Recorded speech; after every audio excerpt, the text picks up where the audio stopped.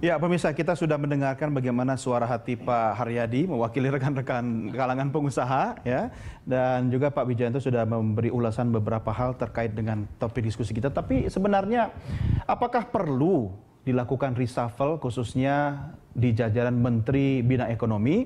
Kita juga harus melihat hasil survei yang dilakukan oleh Poltreking terkait kinerja Menteri Jokowi JK. Hasil surveinya adalah 66% tidak puas kinerja pemerintah di bidang ekonomi. Apa sebabnya? Ini ada alasannya. Contoh, harga kebutuhan pokok tinggi, tidak diimbangi kenaikan pendapatan masyarakat. Ya, simpel sekali sebenarnya. Masyarakat bisa menilai dari hal yang simpel seperti itu. Kemudian ada 55% tidak puas dengan kinerja di bidang hukum dan pemberantasan korupsi.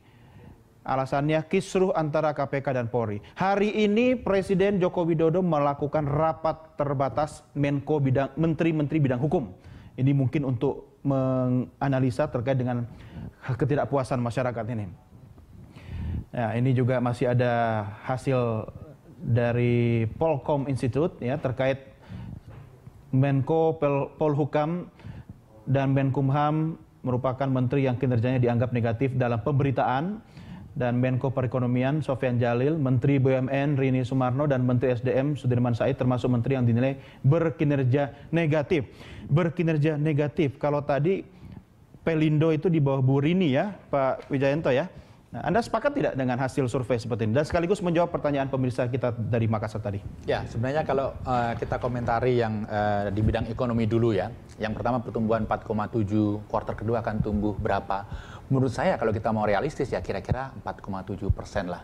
Tapi yang paling penting di sini adalah pertumbuhan itu tidak turun lagi. Artinya kuartal kedua merupakan titik balik sehingga ke depan akan membaik.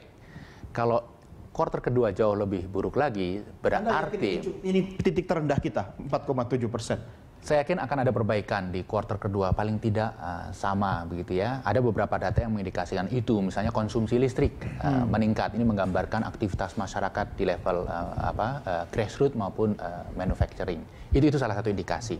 Nah, tentang kinerja tim ekonomi, saya pikir memang tantangan kita saat ini adalah ekonomi begitu ya. Jadi ekonomi global, kemudian komoditi, di dalam negeri sendiri masalah logistik cost yang tinggi, kemudian infrastruktur yang belum terbangun dan lain sebagainya, harga-harga naik, supply bahan kebutuhan pokok agak terganggu begitu ya, distribusinya tidak lancar. Jadi memang yang sedang kita hadapi adalah masalah-masalah ekonomi, sehingga sangat bisa dipahami ketika masyarakat kemudian tidak puas dengan tim ekonomi. Tetapi kita boleh nggak dikatakan ini rapor merah Menteri Bidang Ekonomi? Tetapi begini, kita harus melihat ini dalam kacamata yang lebih komprehensif. Tim ekonomi tidak sendirian. Mereka bekerja dalam environment yang melibatkan banyak kementerian yang lain. Ini ngajak temen dong berarti. Reshuffle bareng-bareng. Artinya begini, saya sangat yakin Pak Jokowi ketika melihat tim kabinetnya, dia menggunakan kacamata yang komprehensif. Gitu ya. Tidak serta-merta ekonomi yang akan di-reshuffle misalnya. Termasuk pertanian misalnya, banyak keluhan di masyarakat, ya kan, ada kelangkaan di mana-mana, kemudian kita harus impor beras dan seterusnya. Saya sebenarnya secara pribadi beberapa waktu lalu sempat berdiskusi dengan Menteri Pertanian, tapi yang menjadi pertanyaan saya, apakah itu juga menjadi bagian dari rapor merah Menteri-Menteri Jokowi yang harus dikritisi? Apakah Pak Yusuf Kalla pernah membahas dengan tim ekonominya, termasuk Anda, yang bisa dibisikkan kepada Presiden Joko Widodo terkait evaluasi ke Menteri-Menteri ekonomi ini? Saya pikir terkait dengan reshuffle kabinet, ini betul-betul urusan presiden, hak prerogatif presiden. Yang saya yakini Pak JK pasti akan memberikan second opinion. Beliau tidak pernah mendiskusi untuk diganti atau tidak diganti, untuk memberikan masukan apapun itu. Gitu ya. Perbaikan ya. Ya. Tetapi begini, kembali ke masalah pergantian menteri, saya pikir Pak Jokowi akan melihatnya komprehensif. Misalnya, investasi kok tidak naik-naik, ini kok tidak, logistik cost kok tidak ini pembangunan infrastruktur kok tidak lancar. Hambatannya adalah, masalah kepastian hukum, masalah lahan, masalah ini dan lain sebagainya. Jadi pandangannya pasti akan sangat komprehensif. Tapi kalau Anda jadi presiden, menteri siapa yang rapornya paling merah yang harus diganti? Kalau saya jadi presiden, tidak akan saya beritahu kepada yang lain sebelum saya umumkan secara resmi. Nggak berani mungkin. Oke, baik Pak Wijayanto, Pak Haryadi. Kita akan coba terima telepon lagi dari pemirsa. Sudah bergabung bersama kita. Pemirsa melalui telepon ada Pak Hermawan di Sukabumi, Jawa Barat. Pak Hermawan, selamat malam. Berita Satu. Apa kabar Pak Hermawan? Baik, baik. Terima Silakan kasih. Pak, ada pertanyaan atau komentar? Ya, baik. Ini terkait dengan reshuffle Menteri-Menteri Ekonomi ya. Kalau saya sih melihatnya sederhana saja lah.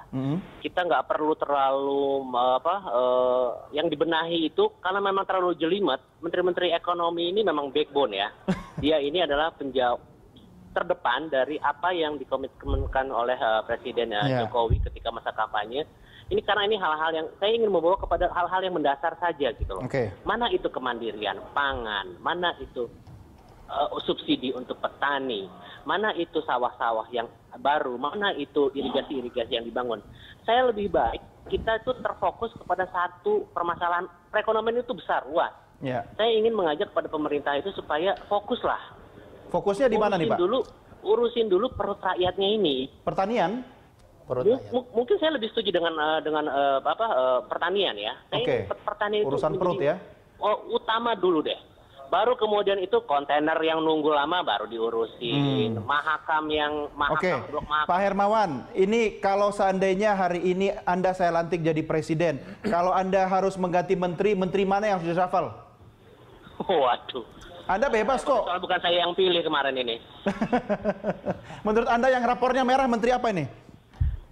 Kalau yang menurut saya sih yang rapor merah itu, saya lebih bukannya rapor merah ya. Untuk yang ketegasan lebih tegas saja, saya ingin presiden itu lebih condong dulu kepada pangan. Menteri Pertanian maksudnya. Menteri Pertanian atau saya sudah acungi jempol kepada beliau. Pak Hermawan ngomongnya juga nggak enakan, padahal wajahnya agak kelihatan loh Pak. Karena bulog. Oke, baik. Diganti ya. Pak Hermawan, terima kasih sudah bergabung bersama kami. Selamat malam Pak. Baik. Pak Haryadi, ini terkait dengan berbagai masukan tadi. Artinya ada ketidakpuasan masyarakat. Memang tidak bisa membuat perubahan dalam waktu 1 semester. Tapi apakah ini bagian dari proses menuju ke arah yang lebih baik? Kalau tadi saya pinjam statementnya Pak Wijayanto, kita optimis kok bahwa angka 4,7% itu nanti akan ada perbaikan atau koreksi. Komentar Anda? Kita harus ada benchmark ya. Nah, benchmark Pak Jokowi itu kita pemilihan di Indonesia itu terpaut 1 bulan dari India. Ini menarik. Jadi saya sih susah lah kalau ngomong itu cuma 1 bulan ya. Nah, yang jelas India penduduknya 3 kali lipat lebih dari kita. Betul. Dan dia pertumbuhannya, Mas tahu nggak berapa? 7,5%. 7,5% pertumbuhan. Itu kemarin saya ngobrol-ngobrol sama managing directornya IMF ya, kebetulan dia ke Jakarta, kita ngobrol-ngobrol begitu. Jadi artinya kita harus lebih baik dari India karena kita nggak punya masalah, mungkin korupsi ya lebih masif di sana gitu. Problemnya banyak lah. Betul. Kita jadi punya kesempatan. Nah sekarang pertanyaan kenapa kita kok seperti ini? Nah menurut saya adalah kembali lagi kepada kompetensi memang menteri-menterinya harus itu. Jadi memang ini mau nggak mau memang kalau ada isu saya rasa Pak Jokowi juga mungkin gergetan juga karena dia juga mau lari. Tapi yang harus diganti siapa dong Pak? Saya nggak ke situ lah ya. Yang kaitannya dengan kalangan pengusaha atau Kadin misalnya. Ya gini, yang saya bisa sampaikan adalah tadi ya saya bilang kan saya udah bagi Pelindo kita sudah catat. Kita mana yang terkait dengan urusan makro kita harus pisahkan. Tapi yang terkait dengan kebijakan-kebijakan yang sudah harus bisa dilakukan oleh kementeriannya sendiri itu kan bisa jalan gitu loh. Gitu. Jadi menurut saya ya kita bisa lihatlah kenyataannya kan. Salah satunya adalah ya ini mudah muncul masalah BUMN. Teriakan-teriakan seperti ini apakah teman-teman di Apindo atau di Kadin sudah menyuarakan secara langsung kepada Presiden? Kalau kita langsung kepada Presiden tunjuk hidung ya enggak lah ya, tapi permasalahan Presiden kan juga manggil pengusaha kita, Pak Wapres juga manggil kita. Kita udah sampaikan. Jadi kami di dunia usaha itu nggak biasa Mas, tunjuk hidung ini menyalahkan itu kita nggak begitu. Kita tidak menunjuk, tapi kita yang menyampaikan adalah ini loh kebijakannya ini tepat atau enggak yang seperti ini. Kan gitu. Mengevaluasi untuk perbaikan. Oke, Pak Wijayanto, silakan Anda menjawab berbagai pertanyaan tadi. Ya, ini mungkin sedikit tentang India ya. Memang India mengesankan gitu ya. Tetapi juga harus kita beri catatan 2 hal gitu ya. Yang pertama, India itu melakukan revisi cara menghitung GDP beberapa waktu yang lalu. Sehingga GDP yang mereka tunjukkan sekarang itu meng-capture beberapa hal yang dulu tidak di-capture. Sehingga peningkatan ini merupakan kontribusi dari faktor itu. Akumulasi? Pencatatan yang baru. Kemudian yang kedua, India adalah net importer komoditi. Jadi ketika harga komoditi anjlok, minyak dan lain sebagainya, dia itu diuntungkan. Jadi ada tambahan pertumbuhan akibat biaya import yang lebih murah, kan selisih ekspor. Tapi soal 7,5% tadi sama dengan cara menghitung 4,7% kita kan? Begini, masing-masing negara mempunyai cara tersendiri menghitung GDP-nya, begitu ya. Yang penting konsistensinya. Tapi India memang harus diapresiasi. Mereka melakukan banyak hal yang bagus. Nah, kemudian terkait dengan masalah pangan, saya sepakat sekali. Pangan ini juga permasalahan penting. Tetapi kembali, Menteri Pertanian juga tidak bisa sendiri untuk memperbaiki. Juga nih. Betul. Iya, betul. Ini memang terkoneksi dengan banyak hal. Memperbaiki irigasi, ini perlu PU, kemudian perlu Pemda, perlu ini, perlu Kementerian Keuangan untuk belum lagi kebijakan yang overlap di daerah gitu kan, kaitannya dengan otonomi gitu. Betul. Oke, saya ingin mengakhiri diskusi kita malam hari ini. Singkat-singkat saja Pak Wijayanto, Pak Haryadi.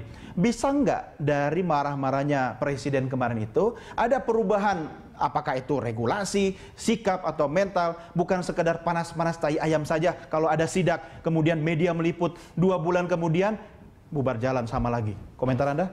Saya pikir begini, track record Pak Jokowi menunjukkan beliau orang yang decisive. Di Jakarta terbukti ketika beliau marah-marah, kemudian ada pergantian kepemimpinan di lingkungan Pemda DKI. Saya juga menduga apa yang beliau lakukan di Pelabuhan Tanjung Priuk itu merupakan leading indicator akan ada beberapa hal yang cukup signifikan di kemudian hari. Kalau reshuffle, hampir semua kabinet di Indonesia itu ada reshuffle.